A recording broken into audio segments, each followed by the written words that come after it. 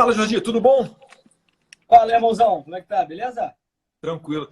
Eu acredito que a maioria das pessoas que me seguem aqui no Instagram saibam, né, quem você seja, né? Carlos Jordi, gente, eu conheci na Academia de Polícia Federal. Eu já era policial federal numa visita à academia, ele estava durante o curso de formação, a gente se conheceu lá. Depois de um tempo, ele passou em outro concurso para uma agência. Depois ele veio a se interessar por política, se tornou vereador por Niterói e agora, mais recentemente, deputado federal, que tem mandado muito bem dentro do Congresso. Tem sido realmente uma tropa aliada. E não à toa, um dos apelidos dele é filhote de Bolsonaro. Não é isso, Jordi? Como é que você está? Beleza, irmão. Fala, pessoal. Pessoal que segue aí Eduardo Bolsonaro com os elogios. E peço aí que quem não me segue, me siga aí no nosso Instagram, Carlos Jordi, com Y. E nós temos um trabalho muito alinhado com da família Bolsonaro. Realmente, como o Eduardo falou, nós nos conhecemos na Academia de Polícia. E eu digo sempre que foi predestinação, porque eu já era seguidor, um apoiador, admirador da família Bolsonaro, e a gente bateu um papo lá, falando do PT, era ano de eleição, o Eduardo ainda não era deputado federal, e aí ele disse que ele era filho do deputado federal Jair Bolsonaro. Eu falei, porra, meu irmão, eu sou fã pra caramba do seu pai, e aí virou amigo, vim como vereador, e hoje eu sou deputado federal, graças primeiro a Papai do Céu, que nos colocou nesse mesmo caminho, e a família Bolsonaro, que eu sou muito grato.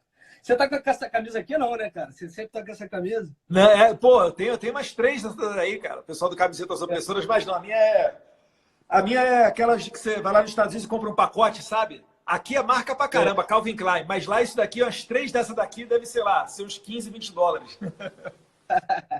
Mas, Jordi, te falar, cara, a gente está numa discussão muito grande por conta da pandemia do coronavírus. A gente está vendo no Brasil muitas autoridades se aproveitando dessa situação, achando que são pessoas sem poderes, né? Então, a sociedade tem visto isso como um abuso de autoridade e verdadeiros ditadores se aproveitando da situação da pandemia para colocar diante suas pautas políticas ou se lixando para a sociedade e fechando tudo, quando na verdade não tem nem sequer uma indicação médica para ocorrer isso. Você que é de Niterói, como é que está essa situação? Porque eu vi recentemente um vídeo do prefeito de Niterói falando sobre um lockdown geral aí. Como é que está essa situação? Irmão, a situação aqui no Rio de Janeiro, né, como vocês têm visto, eu acredito que aqui é um dos locais onde está tendo mais, Rio de Janeiro que eu digo estado, né, é onde está tendo mais alvoroço, mais histeria por parte de um governador irresponsável, que é o governador Wilson Witzel, um traidor, uma pessoa, cara, que eu tenho uma total ojeriza, todos que eu acredito que são leais ao presidente, que confiam no projeto de Jair Bolsonaro, ficam indignados com a postura desse cidadão. Um cidadão que, na época de eleição, era desconhecido, tinha 1% nas urnas, 1% na pesquisa, um cara que era papagaio de pirata do Flávio Bolsonaro. E eu ainda falava para Flávio, cuidado, cara, cuidado, porque a gente não conhece.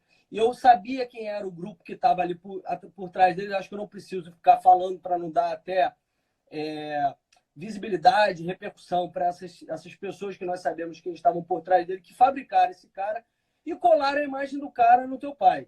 E ele andava com aquela camisa também do Camisetas Opressoras, meu partido é o Brasil, andando a tiracolo o tempo inteiro, ia atrás do Flávio, ficava lá a cabecinha dele atrás, e ele usando aquela imagem, explorando aquela imagem. Nós não sabíamos o tamanho da onda Bolsonaro naquela época, porque se soubéssemos, nós tínhamos lançado um candidato. Eu digo sempre o seguinte, eu não gostaria de ser governador no Rio de Janeiro nesse momento, até eu acho que você tem que ter um preparo para isso. O chefe de executivo não é brincadeira, seu pai sabe muito bem o que ele está passando. Mas se eu me candidatasse a governador hoje, eu seria governador do Rio de Janeiro, porque tinha uma lacuna, não estava preenchida. Então, veio esse cara, sou juiz, não sei o quê, e aí era o que tinha, as pessoas confiaram nele, achando que ele ia ser aliado do seu pai. É um sujeito megalomaníaco, ele tem mania de grandeza, que nem a Joyce, sabe? Acha que tudo gira em torno dele. Sei como é Tudo que gira é. em torno dele. Ele é maior do que ele realmente é. E aí começou a atacar seu pai, querer descolar a imagem dele do seu pai.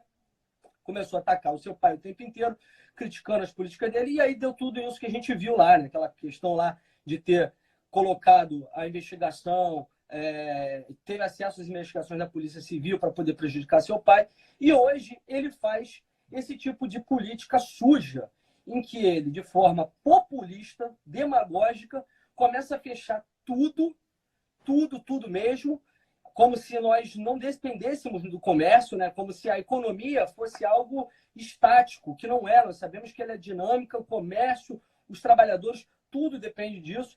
E aí começa a fechar tudo de forma irresponsável. Diz até que quem desobedecer às ordens dele, porque ele é um verdadeiro ditador, quem desobedecer às ordens dele vai ser preso e que possivelmente pode responder a quem estiver governante. E falando, eu até tenho certeza que mandando indireta para o seu pai, que aqueles que desobedecerem às ordens da Organização Mundial de Saúde, né, um órgão multilateral que solapa a nossa soberania dessa forma, ele dizendo que quem desobedecer será preso e possivelmente julgado no Tribunal de Haia. O cara é um irresponsável. Ele fez um governo... Hã? Deixa eu só fechar a janela aqui, que tá vindo barulho. Calma aí. Tá, eu também vou fechar aqui.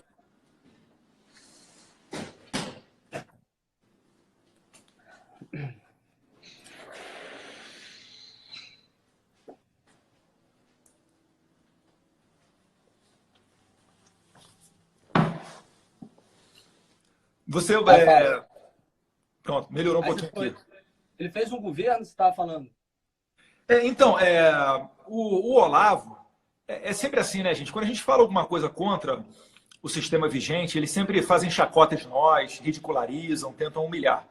É por isso que ficam pegando tanto no pé do Olavo, falando de terraplanista, né, o filósofo, o auto-intitulado filósofo, o astrólogo, mas enfim.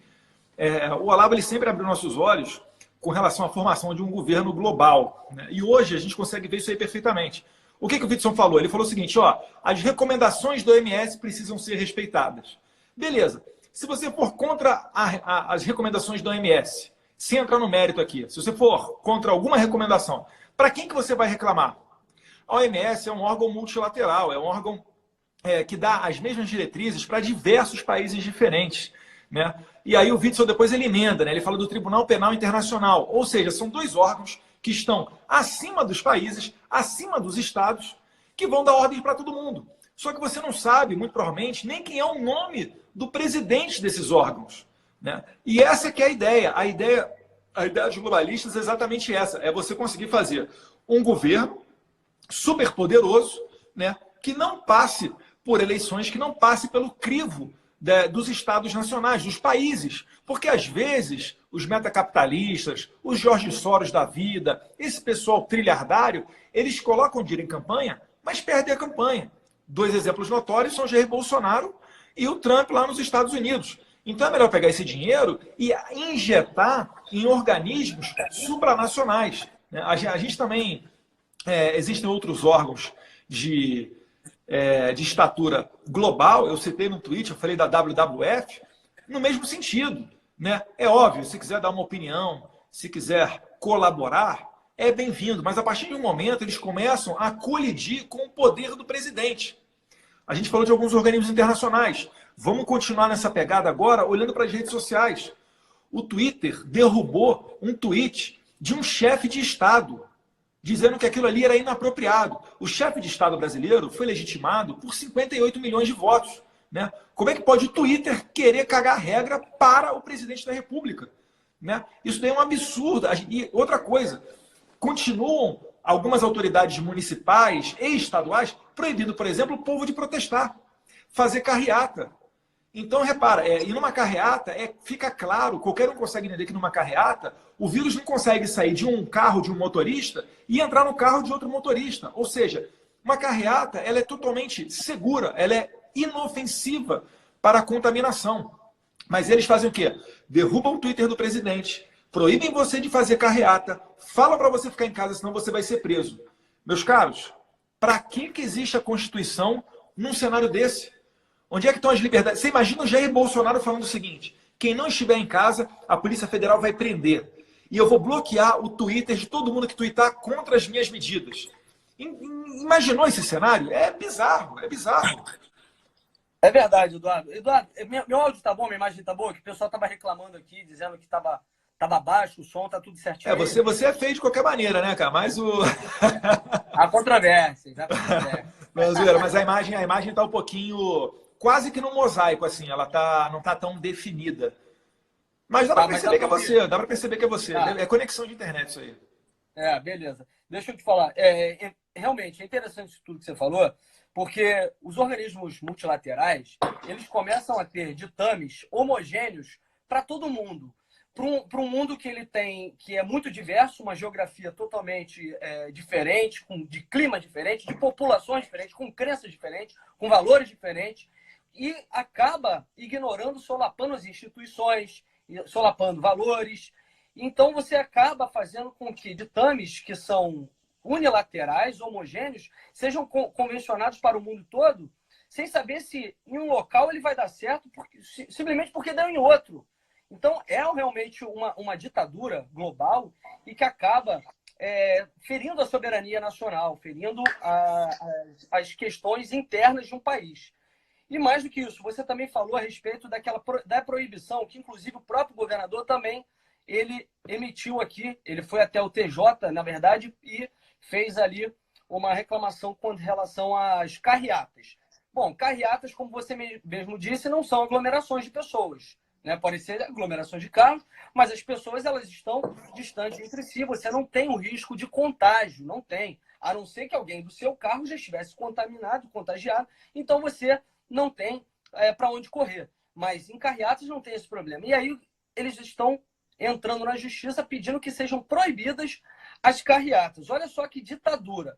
Porque se são proibidas as carreatas,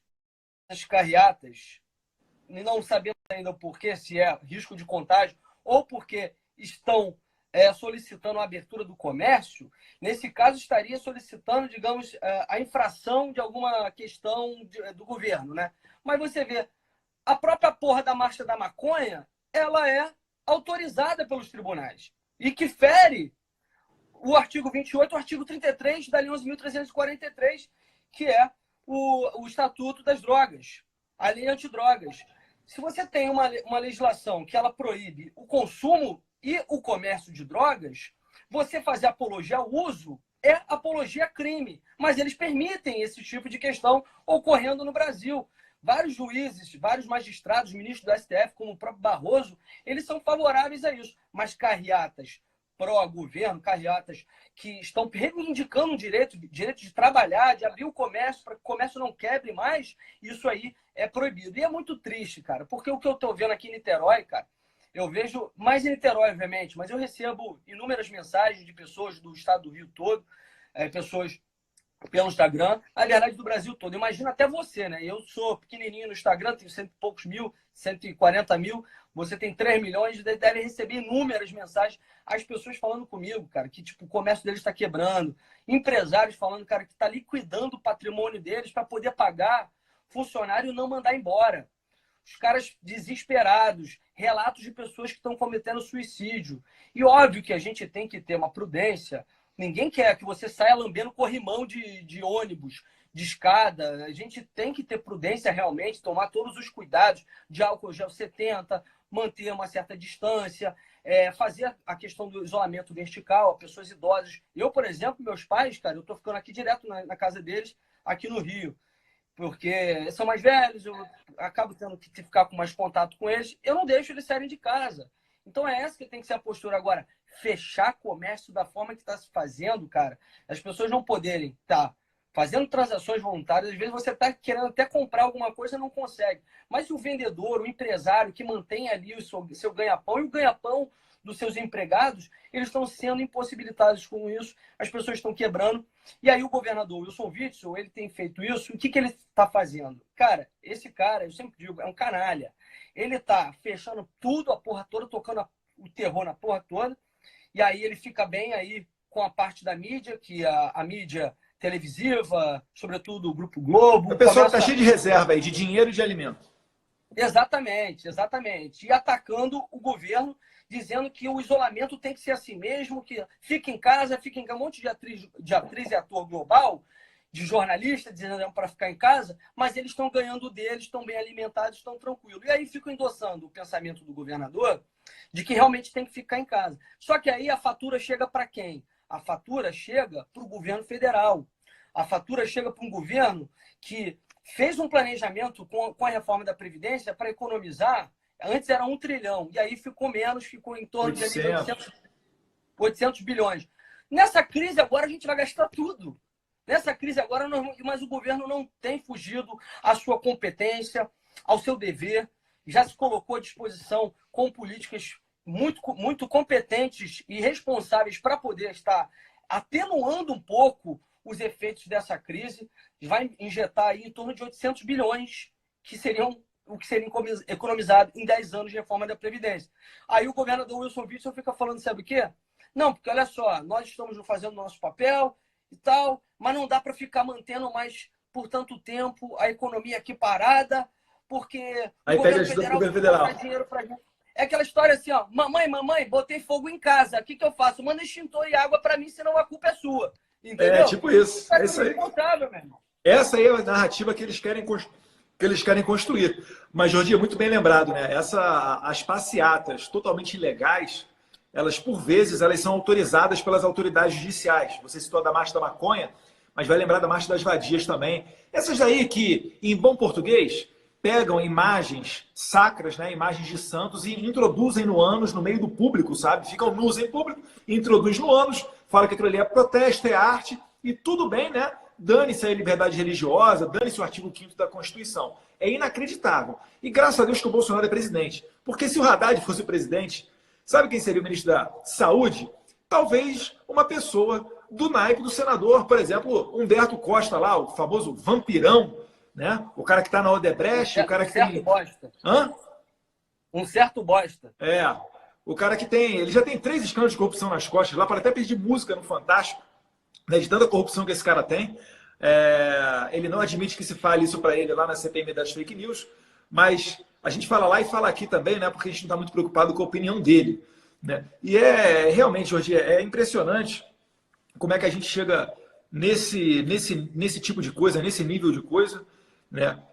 No nosso sistema, se você elege um governante e não gosta, você tem a oportunidade de trocá-lo daqui a 4 anos na próxima eleição, mas na OMS, no Tribunal Penal Internacional ou qualquer outra organização desse tipo, a gente não tem como, né, trocar as pessoas lá. Sequer os brasileiros sabem como é que se chega a ser presidente de uma dessas organizações. E só para citar mais um exemplo nefasto de medidas de órgãos multilaterais para o Brasil, nós temos a audiência de custódia, que foi uma recomendação das Nações Unidas.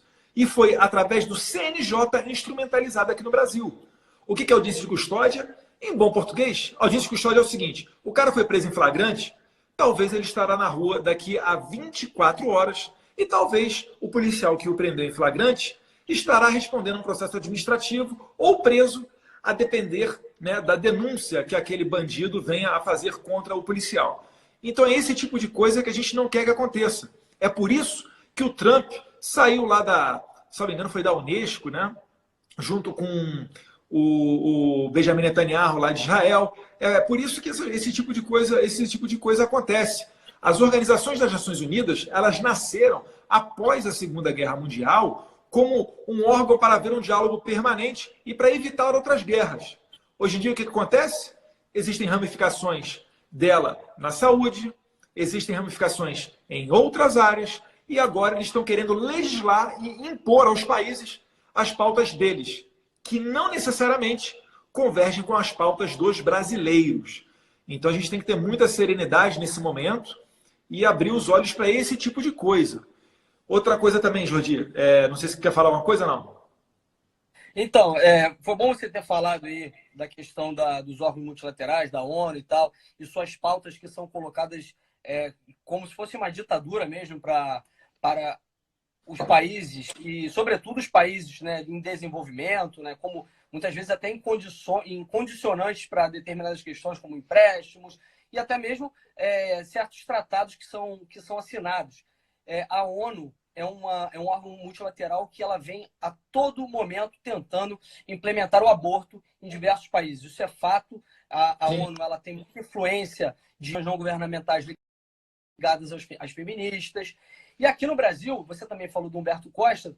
Humberto Costa, quando foi ministro da Saúde, para você ter uma ideia, ele editou uma portaria ministerial em que ele falava o seguinte: dizia que a mulher que foi estuprada, ela teria dispensada a necessidade de inquérito policial e de exame de corpo de delito para poder provocar o aborto, ou seja, para o registro, não haveria necessidade de registro em delegacia, bastaria a palavra da mulher.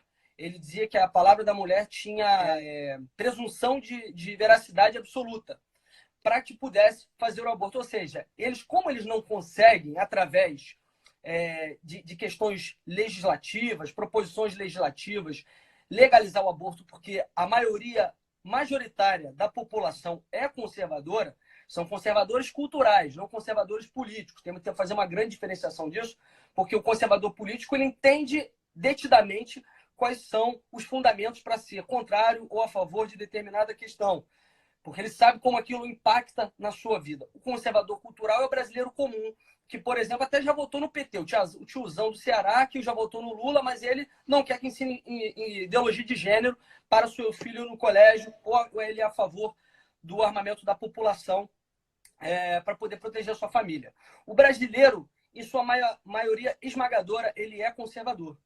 Sendo conservador, não somos a favor do aborto. Isso é fato. Todos são a favor de que haja a vida e que, se for aborto, que ele esteja nas condições que já estão estipuladas no Código Penal.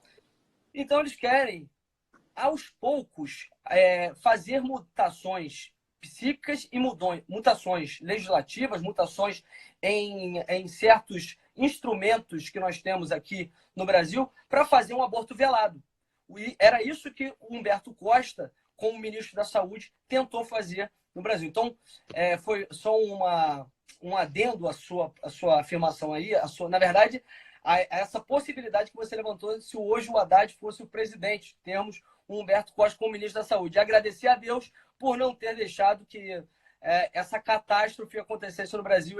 Será que eles iam estar aproveitando da pandemia para roubar para caramba, para fazer licitação superfaturada de emergência, né? E que, na verdade, dispensar licitação para contratação e tudo superfaturado? Esses caras construíram um estádio de futebol quando o Brasil não tinha dinheiro para quase nada. Entendeu? O Brasil já estava indo pela ladeira abaixo, eles botaram o pé com força na ladeira. Enfim, é um pessoal que realmente é complicado, é muito complicado. Não tem como você exigir dessas pessoas união. Porque quando você tem um desvio de caráter, quando um cara é ladrão, é psicopata, igual esse pessoal da esquerda não adianta, vamos unir. Você acha que por causa de um coronavírus eles vão unir? Eles vão querer aproveitar a oportunidade para tentar desgastar o presidente, para tentar destruir a economia, para tentar fazer um escambau, entendeu? Porque eles não estão nem aí para as pessoas. Você vê o Postales. Exatamente. Postales é um escândalo de corrupção dentro dos Correios, que está obrigando, né? Começou ali em torno de 20% do carteiro, sabe o carteiro? Que recebe aquele salário que não chega a R$3.000, R$2.000 por mês. Esse cara a pagar 20% do salário dele para cobrir o rombo que o indicado político fez na empresa dele. Então, assim, é inacreditável, mas o momento que a gente vive, passada essa pandemia, Deus quiser, a gente vai seguir com essas matérias de redução do Estado, de privatização, para impedir que carteiros sejam roubados e para tirar das costas do povo a carga tributária imensa que nós pagamos. Porque no Brasil, você trabalha até junho para pagar os seus impostos. Só depois você começa a trabalhar para você mesmo. Jordi, finalizando, te fazer a última pergunta. Viu o Dória puxando o saco do Lula, cara? Vi sim. Deixa eu só, antes finalizar também, falar aqui de Niterói, tá? Porque é importante, ele estava me perguntando de como estava o Rio de Janeiro. Você viu que Niterói, o prefeito aqui, mandou fechar os acessos da cidade, né? Uhum. Ele fez uma medida que ele disse que seria da seguinte forma: os 28 acessos da cidade seriam fechados com blocos de concreto por 14 dias, ou seja, ninguém pode entrar na cidade. Ou seja, se você, por exemplo, você tem uma namorada que mora no Rio de Janeiro, ou em São Gonçalo, ou em Itaboraí, qualquer município desse, ela não pode vir. Noiva, nem pensar. Ou então, de repente, um cuidador de idoso também não pode vir de outro município para cá. O enfermeiro que trabalha no hospital de Niterói também não. Ele dizia que, na verdade, ia ter que apresentar carteira de trabalho. Cara, uma medida totalmente ditatorial, autoritária, que Maduro ficou até com inveja se ele ficou sabendo disso aí. Mas a gente deu repercussão, ele é do PT, ele era do PT, hoje é do PDT. deu a repercussão necessária ao caso, até estava levando isso já para o PGR, para o Aras, mas na verdade depois eu vi até que ele já tinha se manifestado contrariamente a esse tipo de atitude arbitrária. E aí o prefeito está voltando atrás, está começando a dizer que não, que vai proibir só alguns veículos e tal, mas, enfim, nós estamos nas mãos desses ditadores que estão tirando proveito dessa situação para poder estar sucateando o Brasil, para destruir a economia e aí depois colocar tudo na conta do governo. Quanto ao Dória, irmão, cara, o que a gente vai esperar do Dória, né? O Dória é esse cidadão que eu nunca fui com a cara dele, sinceramente. Desde 2016, eu lembro que quando eu vi que ele estava crescendo e tal, eu falava, cara, esse cara, ele sofre de transtorno de personalidade narcisista. Ele é um cara que é também megalomaníaco, quer. Ele é igual a Joyce, né? Tá sempre com ela. Eu lembro que na eleição de presidente, ele foi na casa do seu pai, né? Ele estava na eleição de governador, foi na casa do seu pai para pedir apoio e tudo mais. Depois, agora, vem com essa história toda de que nunca foi Bolsonaro. Pô, ele usou a camisa, cara. É um canalha, é um surfista, né? Eu chamo ele de Dória Surfistinha. Uma vez eu lancei até essa hashtag no Twitter. Dória Surfistinha. É um cara, que não tem caráter, entendeu? Assim, cobrar dele uma postura moral é inócuo, porque ele não tem conceitos morais, não tem conceitos de valores, princípios, nada disso. É um sujeito inescrupuloso, que não vai medir esforços, ainda que tenha que passar por cima das pessoas, tudo mais, para atingir o seu objetivo. E o recado que ele deu foi muito bem claro, né? Ele faz sempre a tesourinha dele, né? É a tesourinha, né? É o PT e o PSDB. Mas você falou muito bem ali no teu tweet, na verdade no Instagram, e que o recado que ele quis deixar é o seguinte: PT, hoje é melhor você estar se unindo comigo do que se unir a um Bolsonaro. É melhor você se unir ao PT hoje do que se unir ao Bolsonaro. Eles querem fazer uma coalizão contra o presidente. Uma coalizão... Sim. Eles querem não, já fizeram. Exatamente. Querem se unir para poder atacar seu pai, porque eles estão pensando na eleição. Ai, cara, como é que eu fui esquecer, irmão? Olha só, falando nisso, já pegando esse gancho. Rapaz, olha só, você não sabe. Tem um eleitor, amigo meu, que é quase um primo, um parceiraço. Ele me ligou ontem e falou: Jordi, escuta o áudio que eu gravei. Eu não costumo gravar minhas ligações, não. Mas eu tô vendo um número me ligando aqui, um número estranho. Um número 4. Ah, eu vi. Aí ele me ligou 3 vezes, e aí depois, primeiro ele começou a fazer uma pesquisa, eu falei, vou gravar isso. Ligou de novo, e ele gravou a pesquisa. Era um instituto de pesquisa perguntando sobre a opinião do cidadão com relação às políticas adotadas pelo governador Witzel. Primeiro perguntava o que ele achava do governo Wilson Witzel em determinadas áreas, qual é a nota que você dá, e depois começou a perguntar o que você acha do governo Wilson Witzel no combate ao coronavírus. E as políticas do presidente Jair Bolsonaro. Aí vem. Você acha que na próxima eleição, em 2022, o governador Wilson Witzel deve se candidatar a presidente ou deve vir à reeleição?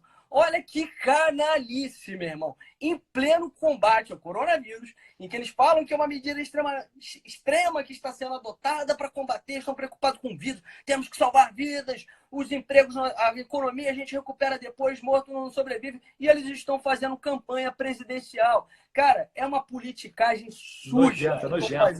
Nojento, eu tenho asco. Por isso que eu sempre falo, irmão, eu não tenho. Muitas pessoas falam, mas tem que construir ponte. Não construo pontes com quem quer destruir. A gente vai construir pontes com quem está realmente engajado no mesmo projeto, que quer ver o governo dar certo. Agora, com quem quer destruir, não tem conversa, não tem diálogo.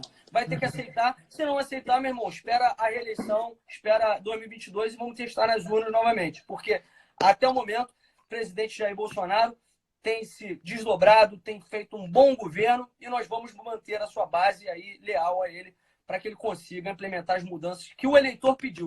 Mais de 57 milhões de pessoas pediram isso nas urnas. Bacana, Jordi. Parabéns pela sua postura. Você pode até ver aí nos comentários que quem nos segue no Instagram realmente são pessoas que normalmente gostam do nosso trabalho, mas você vê aí que todos eles dando o positivo, batendo palminha, enfim, parabéns pela postura. Você falou muito bem, né? Não tem como você construir pontes com quem quer te destruir. Não tem como você dialogar com quem quer te destruir. Né? O Freixo, recentemente, tem um vídeo dele no meio do evento lá da esquerda, em que ele fala que resistir ao governo Bolsonaro não é mais esse momento que eles estão vivendo. Eles estão vivendo um momento em que é necessário destruir o governo Bolsonaro. E essa mensagem do Dória, babando o ovo do Lula, ela deixa bem claro de que lado esse pessoal está. Esse pessoal não está unido para combater o coronavírus, gente. Larga de ser ingênuo, né? Quem rouba trilhão de um país está se lixando para pobre. Quem rouba trilhão e manda para Venezuela, para Cuba, para Nicarágua ou para Argentina no tempo da Cristina Kirchner, não são pessoas que estão preocupadas em melhorar a sua vida. Elas estão preocupadas em colocar adiante o seu projeto de poder. Qual é o seu projeto de poder? É todo mundo igual. Que no primeiro momento você até pensa, pô, bacana, né? Todo mundo igual. Só que sabe onde é que é todo mundo igual? Todo mundo é igual em Cuba, na Coreia do Norte. Por isso que esse pessoal não fala mal de Cuba ou critica a Coreia do Norte. Pelo contrário, né? Tem deputados até do PDT, do PDT que foi... Não, agora está no PSOL, se não me engano. Que foi para a Coreia do Norte e voltou e falando maravilhas. Né? O pessoal não critica o Maduro por quê? Porque eles acham que aquela violência que está ocorrendo na Venezuela é um estágio necessário para que depois se chegue a essa utopia do estado de todo mundo é igual. Todo mundo lê isso de passagem, né? Eu, você, a sociedade. O pessoal do Partido Comunista segue muito bem comendo lagosta o dia inteiro. A gente não precisa permitir que a história se repita só para depois dizer, olha, falei, tá vendo? Ó, verdade, ó, eu tinha razão. A gente não precisa chegar nesse estágio. A gente está vendo as coisas acontecer, né, diante dos nossos olhos. Então a gente tem que ter essa postura, né? A gente está se preocupando, o governo está fazendo das tripas coração. Eu nunca vi tantos bilhões sendo empenhados para garantir empregos, para garantir a saúde da população, está comprando respirador, está comprando máscara, está falando com gente de todo mundo, está repatriando brasileiro. E ainda assim existe o pessoal jogando contra, né? Aproveitando a situação para fazer essa união contra o presidente Jair Bolsonaro. E eu finalizo, Jordi, só chamando a atenção para um vídeo que eu fiz, foi anteontem, se não me engano, um discurso da tribuna, em que em determinado momento eu falei, tem um pessoal que estava pedindo, paga logo o Bolsonaro, até criaram uma hashtag, né? Dos R$600 do autônomo. O que ocorreu, gente? Quinta-feira chegou na Câmara esse projeto dos autônomos. Inicialmente o governo queria R$200, o Congresso falou em R$500, o governo subiu para 300 e no final, através de gestões do líder Vitor Hugo, que é líder do governo, deputado federal de Goiás, Major Vitor Hugo, com o Paulo Guedes, chegou a R$600. Todos os líderes concordaram, o projeto foi aprovado com unanimidade, bacana. Quinta-feira. Passou resto do dia de quinta, sexta, sábado, domingo. Segunda-feira, depois que sair da Câmara, o projeto tem que ir para o Senado. Segunda-feira, no Senado, foi aprovado o projeto. Ao mesmo momento que o projeto era aprovado, começou a subir a hashtag Paga Logo Bolsonaro. Né? Começou Danilo Gentili, o pessoal da Lacrolândia, a falar, ai, o pobre, coitado do pobre. Realmente, vocês têm razão, coitado do pobre, ele realmente necessita muito mais desse dinheiro do que outras pessoas. Mas eles queriam que o governo pagasse logo, por quê? Porque eles acreditavam que o governo iria pedalar para fazer esse pagamento. E uma vez pedalando, eles falariam que o governo é incompetente e cometeu crime de responsabilidade. E sabe o que dá crime de responsabilidade? Pode ensejar a abertura de um processo de impeachment. É por isso que o pessoal está falando, paga logo, paga logo, paga logo. Eles, os políticos de esquerda, o pessoal da Lacrolândia, até outras autoridades do judiciário falando paga logo. E no dia seguinte, eu tive a oportunidade de estar com o presidente Bolsonaro na saída dele para o trabalho, né? Saída do Palácio da Alvorada. A imprensa inteira fazendo perguntas nesse mesmo sentido. Ou seja, todos eles unidos, bombardeando o presidente, botando pressão para o presidente se estabanar e cometer um erro, para eles terem a oportunidade de tirar o presidente do poder. Então, meus caros, mais uma vez, não se engane. A política não é só o que os seus olhos enxergam. Nos bastidores e segundo as intenções, segundo os interesses, isso é o que mais tem na política. Então, abrem os seus olhos, apoiem os deputados que realmente estão fazendo a coisa certa, estão representando vocês. E no mais aí, Jordi, é com você aí para as considerações finais. Irmão, só agradecer o espaço aí, o bate-papo foi bem bacana. Realmente o pessoal muitas vezes não sabe como é que é a nossa vida lá em Brasília, né? Agora eu não estou em Brasília, estou em casa, você está em Brasília. Eu até disse que eu falei, cara, eu estou agoniado aqui, porque eu fico tentando me inscrever para poder falar, o Maia tá tratorando, o Maia não tá deixando falar. O que eu fiz para falar hoje? Hoje era a sessão do Congresso, eu me inscrevi ontem. Abril, eu já me inscrevi. Hoje eu estava em 10º, aí faltou uns ali, eu consegui falar, graças a Deus. e deixei meu recado. O pessoal não sabe como é que é, cara. Não é tudo da forma que vocês enxergam na internet, tudo que vocês veem na TV. Há muitas movimentações espúrias por parte dessa galera aí que fala que está querendo defender o pobre e tudo mais, para poder estar fudendo com o governo, fudendo com a gente. O pessoal quer realmente prejudicar o presidente Jair Bolsonaro, quer ver o impeachment dele, por isso que o pessoal não para aí agora.